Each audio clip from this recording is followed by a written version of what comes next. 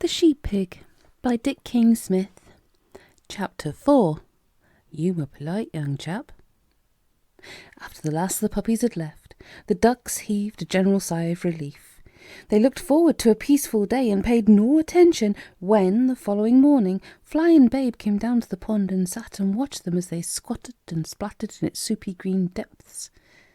They knew that the old dog would not bother them, and they took no notice of the strange creature at their side. "They'll come out and walk up the yard in a minute," said Fly. "Then you can have a go at fetching them back, if you like." "Oh, yes, please," said Babe excitedly. The collie bitch looked fondly at her foster child. Sheep pig indeed, she thought. The idea of it! The mere sight of him would probably send the flock into the next county. Anyway, he'd never get near them on those little short legs. Let him play with the ducks for a day or two, and he'll forget all about it. When the ducks did come up out of the water and marched noisily past the piglet, she half expected him to chase after them, as the puppies usually did at first, but he sat very still, his ears cocked, watching her. "All right," said Fly. "Let's see how you get on. Now then, first thing is, you've got to get behind them, just like I have to with the sheep. If the boss wants me to go round the right side of them, that's the side where the stables are, he says away to me. If he wants me to go round to the left, that's where the Dutch barn is. He says come by. Okay?" "Yes, Mum." "Right then. Away to me, Babe," said Fly. At first, not surprisingly, Babe's efforts met with little success. There were no problems with getting round the ducks. Even with his curious little seesawing canter, he was much faster than they. But the business of bringing the whole flock back to Fly was not, he found, all that easy.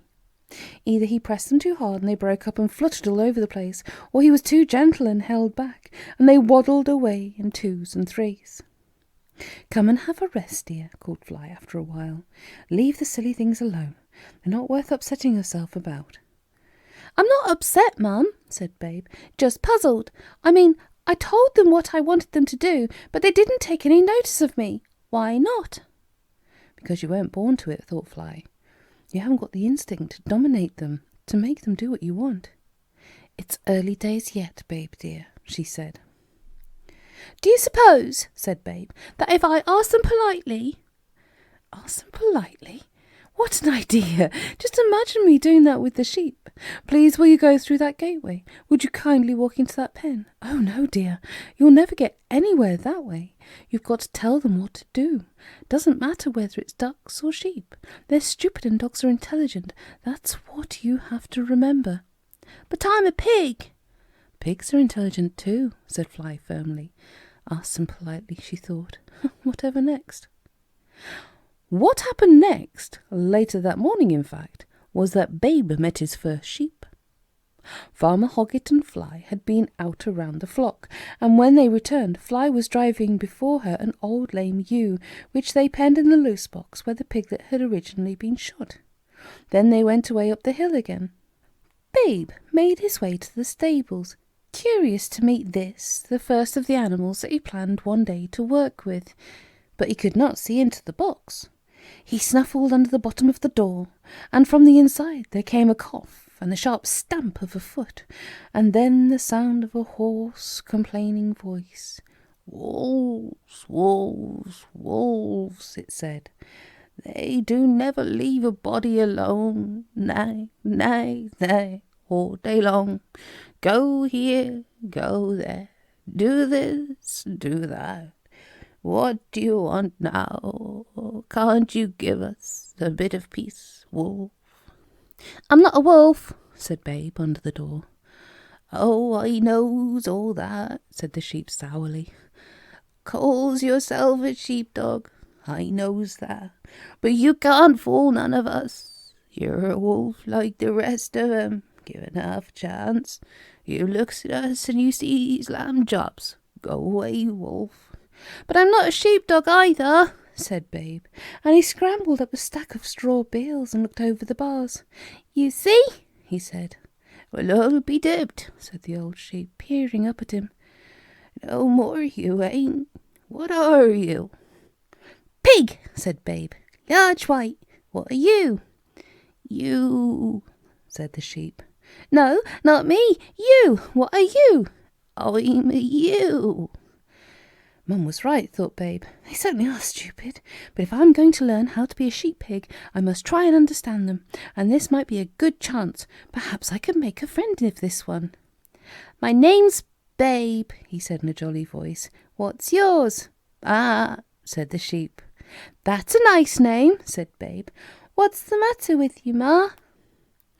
Foot rot, said the sheep, holding up a foreleg. And I've got a nasty cough, she coughed, and I'm not as young as I thought I was.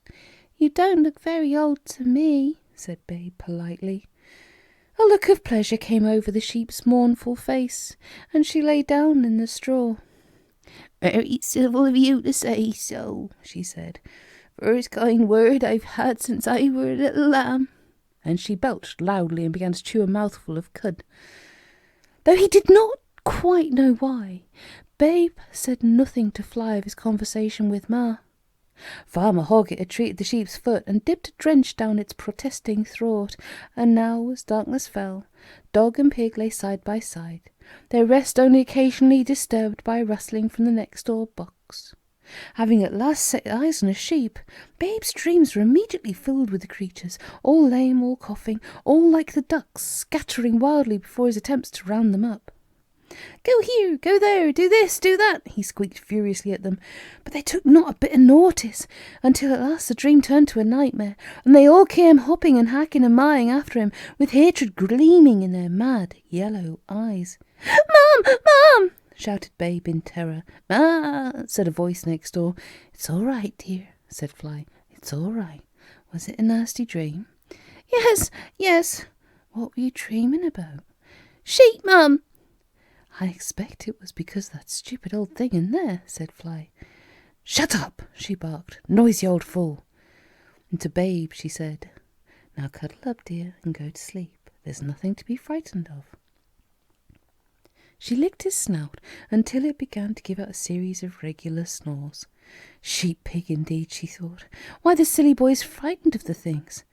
And she put her nose on her paws and went to sleep. Babe slept soundly the rest of the night, and woke more determined than ever to learn all he could from their new neighbour. As soon as Fly had gone out on her rounds, he climbed the straw stack. Good morning, Ma, he said. I do hope you're feeling better today. The old ewe looked up. Her eyes, Babe was glad to see, looked neither mad nor hateful. I must say, she said, you're a polite young chap. Not like that wolf, shouting at me in the middle of the night. Never get no respect from they. Treat you like dirt, they do. Bite you as soon as look at you. Do they really? Nip your hocks if you're a bit slow, and worse, some of them. Worse? Oh, ain't you never heard of worrying? I don't worry much. No, young'un, I'm talking about sheep worrying. You get some wolves as'll chase sheep and kill 'em. Oh, said Babe, horrified. I'm sure Fly would never do that. Who's Fly? She's our dog. She's our dog here, the one that brought you in yesterday. Is that what she's called? No, she bain't a worrier, just rude. All wolves is rude to us sheep, see? Always have been, but I can run and nip and call us stupid. We bain't all that stupid, we just get confused. If only they'd just show a bit of common politeness, just treat us a bit decent. Now if you was to come out into the field, a nice, well-mannered young chap like you, and ask me to go somewhere or do something politely like you would, why, I'd be only too delighted.